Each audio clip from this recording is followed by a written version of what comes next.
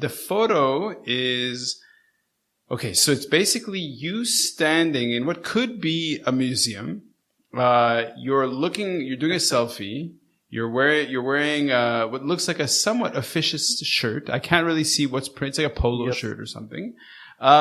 Your expression is kind of like you're not smiling. You're not hamming it up for the camera. You're just looking at the camera saying, here's a selfie. And the frame around you is a massive. Yep. Now, is this a plaster reconstruction or is this a proper? It is a replica of a megalodon jaw, Right, and teeth. It's in the aquarium in Guam. Oh, okay. In the Pacific, and I was en route to Yap actually. Okay. For diving with sharks and manta rays. Okay. And I took this picture because I thought I could use that in the many assignments that people ask me to show up and send pictures about sharks. Mm-hmm. So it's a good conversation piece. Yeah, and, for sure. It looks. I mean, it's very dramatic. I mean, it's a funny expression because you're okay. So behind you, you don't see the shark. You all you see is the bony jaw of a megalodon. Right. Mouthful. Megalodon. Okay. Megalodon. Yeah, and so it framed around you are these gargantuan teeth and this big jaw and whatever. And okay, so I say to you, hey, look, Jose, send me some photos. Let's talk. And it took a while for us to finally line up this call, but and thank you so much. And it's my privilege. Well, hold on. We only started the conversation. Don't say it's your privilege. How dare you, sir? But it's always good to chat, whether it turns out good or bad for me. You're an optimist. I love it. Okay, so why start the conversation with this photo? Well, I think that people think of Jaws always when they think about sharks, and you have to talk to them about reality, about what brings shark incidents around the world, which is usually murky water. Shark exploratory bites. They're not trying to eat everyone, which is what sensationalist media tries to portray them with, and of course the movie Jaws didn't help. So you start with the teeth, and you end with how important sharks are for the ecological balance of the oceans, and how much sharks contribute to the economy of coastal communities where people do shark diving.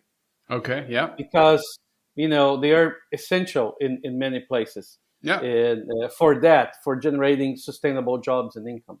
Yeah, like in Indonesia, when they were estimating that for every shark that was there, it brought about something like $3 million US into the economy with associated tourism and stuff. So yeah, it's obviously places like the Bahamas, and Oslo and other places in the Philippines.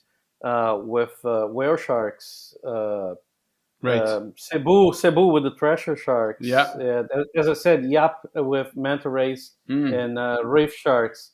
It's really amazing what marine ecotourism can do for the local economy and for conservation. There's not that many people in academia recognize that, because you keep seeing all these papers about the horrible impact of ecotourism, but when you go down to the heart of it, the cost benefit is 99% in favor of continuing doing shark dives and marine ecotourism. I got so pissed off by all this phony reports on the impacts that I wrote a book about it.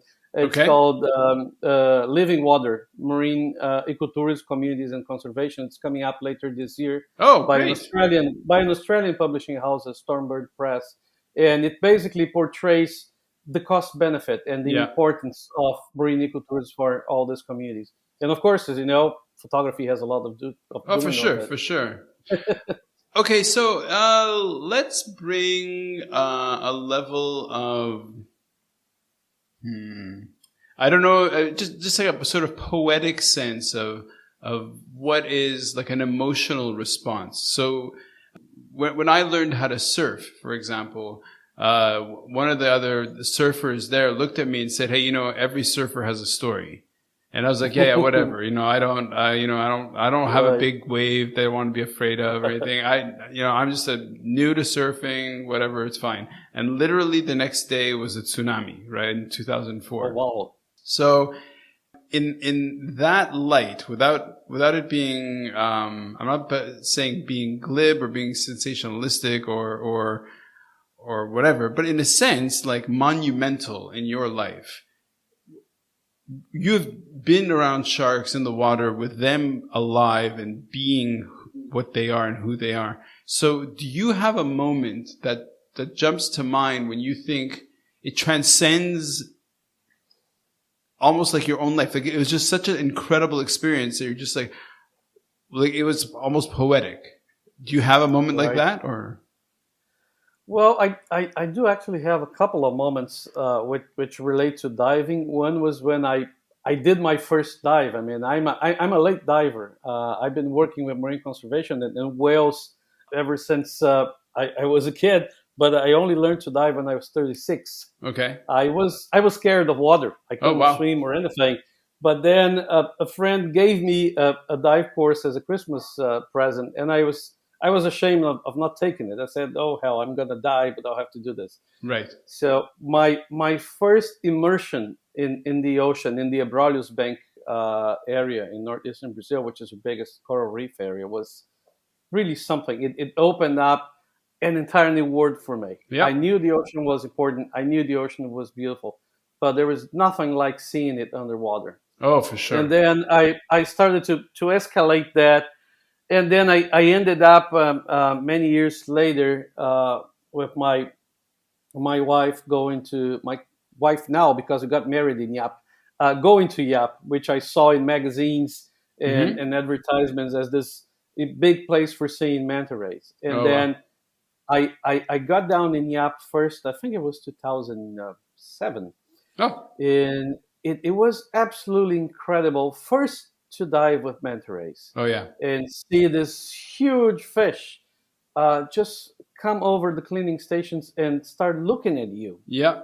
And being curious and enjoying your bubbles rolling through their belly and things. Sweet. And then having a second dive in a place called Vertigo, which is at the drop off of the coral ring around Yap. And seeing all these gray reef sharks and black tip sharks just swarm around you. I mean, oh wow, you were scared of going down from the boat because they were really swarming around the boat. Oh wow! And then you jump in the middle of them, and nothing happens. I mean, the only thing that happens is they look at you and pass around you, and you go down to the drop off. And there's this wonderful 50-meter visibility. And you see literally dozens and dozens of sharks just going about their business and going around you. And then you realize that we are one with the ocean. With this, top predators just going about their business and having a look at you and never exhibiting an aggressive behavior towards you. So, there's so much we can do to get in touch with the natural world, but I think that these experiences in the ocean perhaps offer you the best opportunity to take your children and get other normal people to experience real wildlife, and that was really transcendental for me. Dude, you delivered. Thank you. That's really perfect. Wow, amazing. Okay. I started Shark Rescue as a moment because I was really motivated around conservation and around the biosphere, right? So is it that I've always loved sharks? Well, I've always loved animals. And yeah, so that moment of kind of moving into conservation, we're going to get into, and maybe this is a perfect time to switch to the next photo. What do you think? All right. Yeah. Okay.